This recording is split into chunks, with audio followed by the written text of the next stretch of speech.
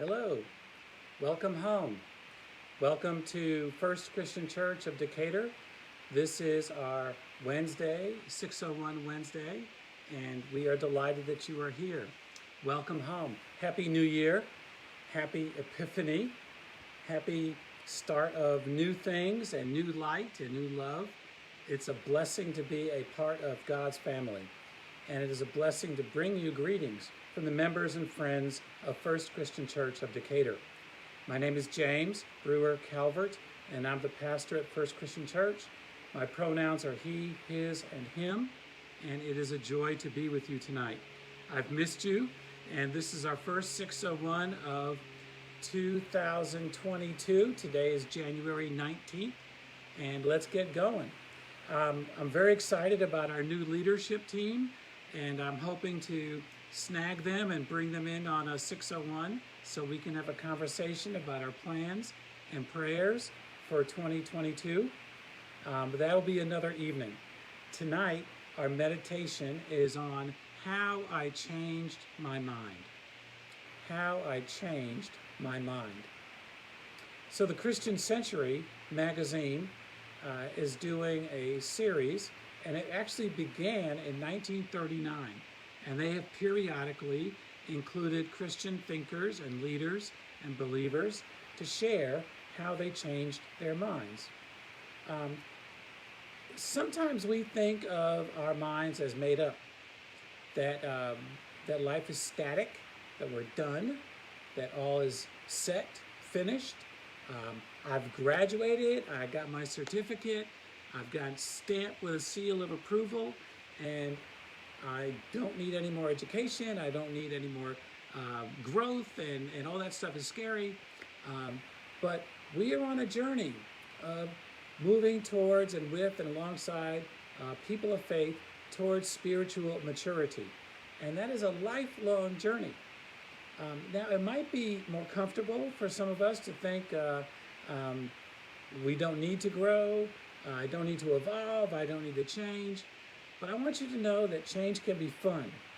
Change can be risky, but it can also be very rewarding. And change can be life-affirming, that there is good times and good experiences in change. It doesn't have to be scary or frightening. Although if that happens, that's not the end of the world, because you are not alone. One of my favorite interviews was between Bryant Gumbel and Maya Angelou. Maya Angelou has passed on, and we miss her very much. They did a series of interviews. In the first one, Bryant Gumbel asked her, Maya, how are you doing? Good morning. And Maya Angelou said, I am doing well, and you're looking good. Bryant Gumbel said, oh, that's good of you to say, thank you. And she said, that's the truth. As my sister said, the truth is a stubborn fact. In another interview, it included this insight. Bryant Gumbel said to her, so, you're a Christian. And Maya Angelou said, oh my goodness, no, I'm not there yet. I'm working toward being one. It's a lifetime process. Wow. Wow. I heard that and I was like, oh my Lord, are you a Christian? No, not yet. Not yet. I'm working towards being one. It's a lifetime process. You know, it takes courage to admit that you're a work in progress. It takes faith to acknowledge that we need God to rearrange and arrange our spirituality. It takes strength to allow yourself to be weak, to be molded, to be reshaped by the power of God, who does so with love and in love. I've been a part of religious bodies all my life. I'm 62, and I've always been a part of some religious body or another, except for those few years in college when I took a break from church. But actually, I visited synagogues and mosques. So, you know, hey, religion at its best, says Harold Kushner, connects us to God and to one another. And I will add to that and to ourselves. The resurrection and incarnation of Jesus Christ into today's culture lead us not away from our human context, but more deeply into it. We assume that what God places before us is ours to judge or to cleanse or to categorize, but nothing could be farther from the truth. We are called to grow and to evolve and to live into this lifetime process of changing and becoming whom God is calling us to be. Not to judge or categorize others, but to grow in spirit, in truth, in love, in faith. This takes risk, but there are rewards. It takes challenges, but there's so much gifts to renewal. I'd like to know where you are. Share with you what you think. Where are you on your spiritual journey? Do you wake up sometimes thinking, oh God, I'm just beginning? Or I'm just relearning? Or, yeah, I've got it all figured out. I'm good. I'm set. I'm solid. I'm firm. And I'm thankful that I'm done. It's been a long way to go, and here I am. I've arrived. And some of us think, I've just begun. No judgment here. I'd like to know where you are in your journey. I've been thinking about how my mind has been changed. Studying the scriptures for Sunday from Zephaniah, the prophet really had to deal with a lot of change around the prophet, but also change within the prophet. How has my mind changed? I've thought about 4 or 5 different examples of when my mind was changed. Number one was when I was 21 years old and I went to church in my home congregation at Church of the Living Hope, and the Reverend Bruce McKay was preaching, and Bruce got up and he said that he had doubts. Oh my God. I looked up in the ceiling of the church to see if lightning was going to come through and zap him right from that pulpit. Who ever heard of a minister saying he or she or they had doubts? And yet, when my eyes opened, I realized that if Bruce could doubt and pastor and be a Christian, and still be a faithful servant leader of God, then you know what? Maybe there was hope for me too. That was a big deal. So I went on to seminary a couple years later, and while I was there, I was called to be the seminary intern at Scarsdale Congregational Church in White Plains, New York. It's one of the most wealthy communities in the country. And so I assumed going in that I would be ministering to America's wealthy elites who knew nothing about suffering or pain or loss or hurt. That was my assumption. But when you're a minister, people will share their lives with you. And so the members and friends of Scarsdale Congregational Church opened themselves up and they shared their faith journeys, their lives with me. And my heart was unbound. Absolutely. My heart was unbound. And I gleaned that everyone suffers and that every child of God is in need of healing and hope and hospitality. My mind was changed. When I began to serve as a pastor, I thought that Holy Communion was so special that it should only be offered on high holy days, like Easter, or the first Sunday of the month, or Mother's Day. Those are the high holy days. But then when Betty and I began to pastor at East Dallas Christian Church in Dallas, Texas, we had communion every Sunday. And for me, that began a slow and steady and solid growth point in my spiritual journey. And I came to really look forward to having Holy Communion every Sunday morning, to start my week out with the bread and the cup and growing and connecting with a God of spirit and truth. It began to change me in such a way that I began the process to have standing in the Christian Church Disciples of Christ, to which I continue to celebrate that standing. Another growth point happened a few years later when Park Avenue Christian Church in New York City, where Betty and I were married, they called the Reverend Alan Harris to be their associate pastor. Alan Harris was openly gay and in a committed, loving relationship with another man. I was happy for the church.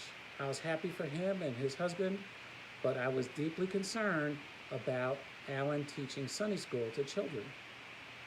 And I got that muscle clenching thing in my stomach every time I thought about that. Well, I got to know him, and I also got to deal with what caused or sparked that muscle clenching, muscles in my butt, my belly, and the light of God illumined my mind. It expanded and changed my understanding of human relationships and God's gift of creation and love. And I realized, who am I to consider wrong or unclean that whom God has made and loved and called and commissioned to be a teacher, a leader, a pastor? And that began a significant journey for me towards pastoring and leading people into becoming open and affirming and an inclusive church community. It's a big deal. At First Christian Church of Decatur, I've been here for 9 years. Now I'm 24 years next month. Yay, God. But after 9 years, I really started to think about what I said at communion every Sunday.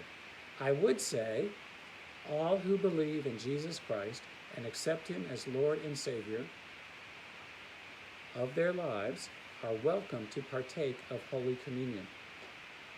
So I said every Sunday. And then I began to really reevaluate those words. And what did that mean? And so I reread the Gospels of Matthew, Mark, Luke, and John. And I read everything Jesus did and what he said. And I could find no examples whatsoever of Jesus Christ putting any kind of condition on whom he fed, and who he gave a cup of cold water to, of who he broke bread with and prayed with and welcomed into God's house and into around the table with him. There was no condition whatsoever. He did not build any fences or creedal or theological expectations on whom he loved and fed. And so I stopped making communion conditional. And I explained to you, beloved congregation, my spiritual growth and journey, and I invited you to join with me in that journey. And you know what? Since those days, we have watched as the walls and the barriers around the table and the church have come tumbling down. It's been an amazing process to watch people feel suddenly, hey, I can take communion regardless of anything in the world. I am welcome here. All right, one more thought.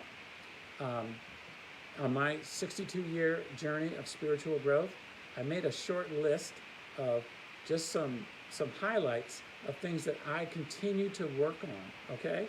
So I continue to work on not being controlling and to trust the whole people of God, to learn to appreciate the spirituality of thinkers and philosophers, to let go of judgmental attitudes and to grow in my gifts for perceptivity, to appreciate that when you are a cancer survivor and you've gone through surgery and chemo and come out the other side, suddenly life on earth is so precious that I make sure to remind myself to take every day as a gift of God and to treasure every breath I take and every relationship I have. And to learn that sometimes adults, this is another growth point, that adults sometimes want to get baptized again. And that's okay. For a congregation and a denomination says, once you're baptized, that's it.